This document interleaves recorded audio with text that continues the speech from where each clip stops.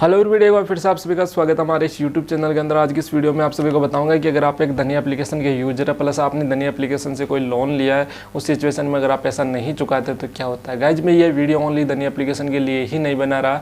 अगर आपने किसी भी एप्लीकेशन से ऑनलाइन किसी भी एप्लीकेशन को डाउनलोड करके अगर आपने पर्सनल लोन लिया है तो उस सिचुएशन में अगर आप उस पर्सनल लोन को चुकाएंगे या नहीं चुकाएंगे तो उसके आपके साथ में क्या किया जाएगा, क्या दिक्कत होगी एंड दोस्तों क्या क्या समस्या होने वाली है। पर्सनल लोन से मेरा मतलब है कि किसी भी एप्लीकेशन से आपने पर्सनल लोन लिया, लेने के बाद में आप सभी लोगों ने अपना कुछ खर्चे पाने के लिए उस लोन को यूज़ करते हैं, उसी को पर्सनल लोन कहते हैं।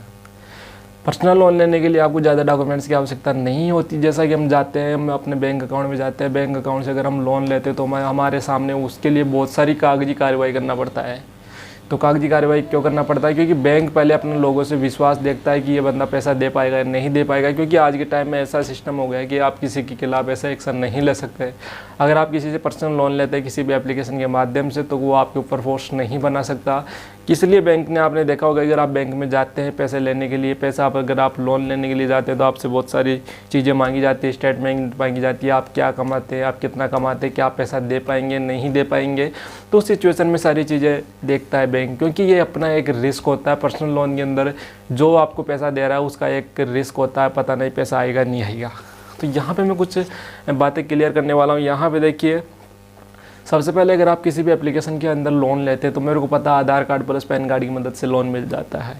तो आप लोगों ने सोचा होगा यार ये आधार कार्ड पैन कार्ड से लोन कैसे मिल जाता है, तो मैं आपको बता देता हूँ। CIBIL स्कोर होता है, एक CIBIL एक स्कोर होता है जिसकी मदद से कोई भी कंपनी लोन देखती है कि ये बंदा लोन दे पाएगा नहीं दे पाएगा। CIBIL के अंदर 3 संख्या होती है जो 300 से लेकर 900 तक होती है, यानी 300 फिर इसके बाद में ऐसे 900 तक संख्या होती है। CIBIL का अर्थ होता है credit information bureau India limited. इसकी स्थापना अगस्त 2002 में की गई थी, 2000 में की गई थी। इसके बाद में इसका मतलब ये हो गया कि गाइस जो जितने भी आप फाइनेंशियल, नॉन फाइनेंशियल या किसी भी आप किसी कहीं से भी लोन लेते हैं, किसी भी फाइनेंस संस्थान से लोन लेते हैं, फाइनेंस कंपनी से लोन लेते हैं तो उसका रिकॉर्ड CIBIL संस्थान रखती है, CIBIL ऑर्गेनाइजेशन रखती है, जिसके अंदर आप सभी लोगों को उसी के अंदर सब चीज़ें बन जाएगी कि आप लोगों ने कहाँ से लोन लिया, अभी क्या एक्टिव है, कौन से टाइम पे आपने किस्त नहीं चुकाई है तो कब चुकाई है, कौन से महीने में चुकाई है, कौन से महीने की किस्त ड्यू है, सारी चीज़ें वहाँ पे आपको देखने को मिलती है। अगर आपने पहले किसी कंपनी से लोन लिया है तो बैंक को भी पता लग जाता है, प्लस वो कंपनियाँ होती है जो आपका CIBIL स्कोर चेक करती है, उसके बाद में उनको भी पता लग जाता है कि आप कहाँ तक सही है। आपने पहले अगर आपने देखा होगा कि बहुत सारे लोग ऐसे बोलते हैं कि बाइक लेने के बाद में अगर किस्तें नहीं चुकाते तो उनका जो CIBIL स्कोर है वो डाउन हो जाता है। तो वही बात होती है कि उसका जो भी स्कोर होता है वो एक जो फाइनेंस कंपनियां होती है जो CIBIL के पास में एक रिपोर्ट भेजती है, उनके साथ में एक रिपोर्ट साझा करती है कि जो कस्टमर है उसने हमें लोन नहीं दिया है, लोन नहीं चुकाया, तो उस सिचुएशन में उसका स्कोर को डाउन कर दिया जाता है। जिन लोगों का स्कोर 700 से नीचे चला जाता है उनको कभी भी लोन लेने में दिक्कत होती है, कोई भी बैंक लोन नहीं देता है। हालाँकि कोई छोटी मोटी कंपनियां, जो फाइनेंस की जो कंपनियां वो लोन देती है, लोन क्यों देती है वो भी मैं इस वीडियो में बताने वाला हूँ। और देखिए जो बड़े बड़े बैंक होते हैं वो बैंक लोन नहीं देते, क्योंकि उसको पता लग जाता है कि यूज़र ने अगर अपना CIBIL स्कोर डाउन कर रखा है तो इसका मतलब है कि वो टाइम पर पैसा नहीं दे पाएगा। तो उस सिचुएशन में उनको घाटा होता है बैंक में, क्योंकि बैंक इतना प्रेशर नहीं बना सकता है किसी के ऊपर। देखिए पैन कार्ड प्लस आधार कार्ड को देख के कोई भी फाइनेंस कंपनियां वो लोन देती है। क्यों देती है मैं आपको बता देता हूँ। जैसा कि बैंक जो लोन देता है वो बहुत कम % पे लोन देता है। एग्जांपल के लिए मानिए जो HDFC बैंक होता है उसमें 700 750 के लगभग CIBIL स्कोर होना चाहिए। अगर इतना स्कोर है तो आपको 9-10% के अंदर ब्याज दे देता है, जो पैसा है वो लोन पे दे देता है। लेकिन अगर आपका जो क्रेडिट स्कोर है 750 से ऊपर है तो उसके हिसाब से जो इंटरेस्ट रेट है, जो ब्याज की दर है वो कम करते जाते हैं, यानी कम इंटरेस्ट पे आपको ब्याज देना शुरू कर देता है। क्योंकि जो बैंक को विश्वास है कि ये बंदा पैसे दे पाएगा मेरे को, क्योंकि इसका जो क्रेडिट स्कोर है, जो पीछे का बैकग्राउंड एकदम बहुत बढ़िया है। कोई भी कंपनी आपको लोन देती है तो उस सिचुएशन में वो आपके ऊपर फोर्स नहीं बना सकती है, सबसे पहली बात ये है। और ऐसा नहीं है कि आपको पैसे देने ही पड़ेंगे, क्योंकि वो आपको CIBIL स्कोर के ऊपर इफेक्ट डाल सकते हैं ओनली, इससे जब बढ़कर कुछ नहीं होगा। आपने देखा होगा कि बहुत सारी फाइनेंस कंपनी आपने कहीं से बाइक लेने के बाद में आपके ऊपर कुछ नहीं कर सकते, वो ज़्यादा से ज़्यादा वो बाइक उठाएंगे, पहले तो बाइक उठाने की कोशिश करेंगे, जो एक गलत है, लेकिन वो लोग उठाते हैं, बाइक को उठाते हैं तो उठाते ही है, क्योंकि उनका वो वहाँ पे एक निजी वाहन हो जाता है, क्योंकि उनका बैंक का वहाँ पे लगा होता है कि ये गाड़ी अभी हमारे बैंक के अंदर है, यहाँ से लोन लिया हो, तो इस वजह से उनका अधिकार हो जाता है उस बाइक को उठाने में। लेकिन जो हम पर्सनल लोन लेते हैं उसके ऊपर हमारा उनका किसी प्रकार से अधिकार नहीं होता है, क्योंकि जो हम लोन लेते हैं वो हम खुद खर्च कर चुके होते हैं, तो ऐसे में वो कुछ नहीं कर सकते।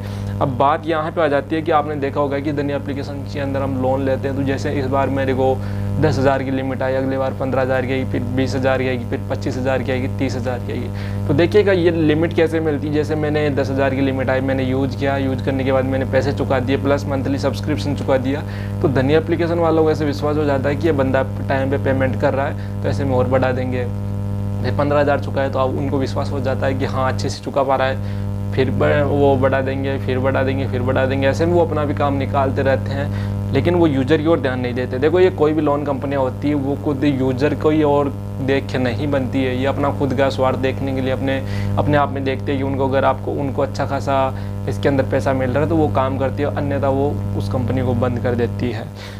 अब देखिए बहुत बार क्या हो जाता है कि लोन नहीं चुका पाता है तो क्या करते हैं। तो गाइस देखिए सबसे पहली बात होती है धनी एप्लीकेशन के अंदर लोगों का ये सवाल होता है, क्या घर पे पुलिस आती है, क्या घर पे एजेंट आते हैं, एजेंट आते हैं तो क्या करते हैं, पुलिस आती है तो क्या करती हैं, और हम लोन नहीं चुकाते हैं तो क्या करेंगे। सबसे पहली बात ये होती है गाइस, देखो कोई भी कंपनी है अगर उन्होंने लोगों को लगा रखा है तो ओनली लोगों का मतलब ये होता है लोग वहाँ पे घर पे जाके, देखो कंपनी का काम, अगर कंपनी में पैसे दिए तो आपके पीछे तो पड़ेगी वो कि आप वो दे दो ये दो वो। अगर आप लोग वहाँ पे स्ट्रिक्ट एक्शन नहीं लेंगे, आप उनका अच्छे से बोलेंगे, आप अगर आपके घर पे आते हैं, एग्जांपल के लिए माने बहुत सारे लोग बोलते थे कि हमारे घर पे एजेंट आए हैं, तो गाइस आपको इसमें डरने की क्या बात है, आए हैं तो यार उनका काम है एजेंट आने का। अब आप ऐसे बोलोगे कि यार हमारे पास में आपने किसी से लोन लिया है, अब आप ऐसे बोलोगे कि मेरे पास में तो कॉल ही नहीं आना चाहिए, तो ये तो गलत बात हो गई ना, कहाँ का न्याय आएगा। अगर उन कंपनियों ने लोन दिया तो आपको कॉल तो करेंगे।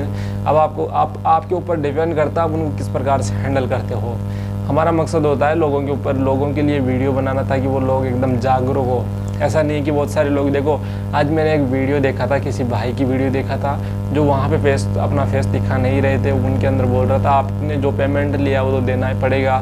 तो भाई उस भाई से मैं बोलना चाहता हूँ, नाम तो पता नहीं लेकिन उसका नाम शायद टेक्निकल से उसके चैनल का नाम स्टार्ट होता है, तो वहाँ भी बता रहा था कि यहाँ पे इसके अंदर ऐसा है, RBI रजिस्टर्ड है, इसके अंदर ऐसा है, आपको पैसे तो देने ही पड़ेंगे। बहुत सारे लोग वहाँ पे कमेंट कर रहे थे, नेगेटिव कमेंट कर रहे थे। तो देखो गाइज वहाँ पे उसने सही बोला है, वैसे जो पैसे हैं वो देने पड़ेंगे, लेकिन गाइज देखो उसने ये बात गलत बोली है, देने ही पड़ेंगे, क्योंकि वो यूज़र के ऊपर डिपेंड करता है कि यूज़र पैसा देगा नहीं देगा।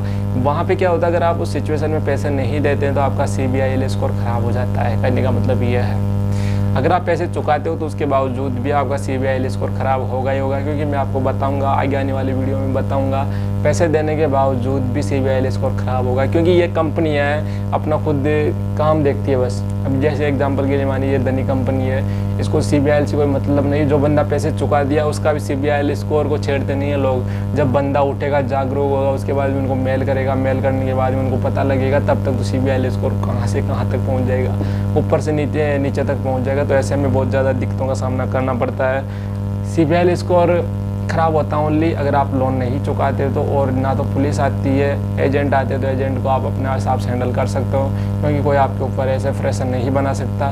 एजेंट आता है तो बोल दो कि मैं नहीं दे सकता भाई, अगर आपको एक्स्ट्रा पेमेंट देने का वही बहुत ज़्यादा शौक है तो आप एक्स्ट्रा पेमेंट दो, ओरिजिनल पेमेंट दूंगा, मेरे को रसीद में काट के दो और मेरे को अभी इस एप्लीकेशन को बंद करके दो कि हमेशा के लिए आपका जो सारा पेमेंट है वो जमा हो गया है, तो मैं पैसे देने के लिए तैयार हूँ। एजेंट समझ जाएगा खुद ही, उसको बैठा के बोलो आप, ऐसे डरो मत तो यार दोस्तों कि यार क्या करेगा क्या नहीं करेगा, कोई खा तोड़ी जाएगा, कोई आपके घर पे आया, आप चाहे तो कुछ भी कर सकते हैं, लेकिन आप उसके साथ में कुछ गलत ना करें, मैं आपको पहले बता देता हूँ, क्योंकि होगा कुछ नहीं। लेकिन यार गाइस देखो वो आता है तो ऐसे में उनको पहले अच्छे समझा दे, अच्छे समझता तो समझा दे, फिर नहीं समझता तो आप दूसरा हथियार अपना सकते हैं, मैं बिल्कुल मना नहीं करूँगा कि यहाँ पे ये बात है। सो गाइज आपको डरने की आवश्यकता नहीं है। बहुत सारे लोग बोलते हैं पेमेंट करो वो करो, पेमेंट तो करना ही पड़ेगा।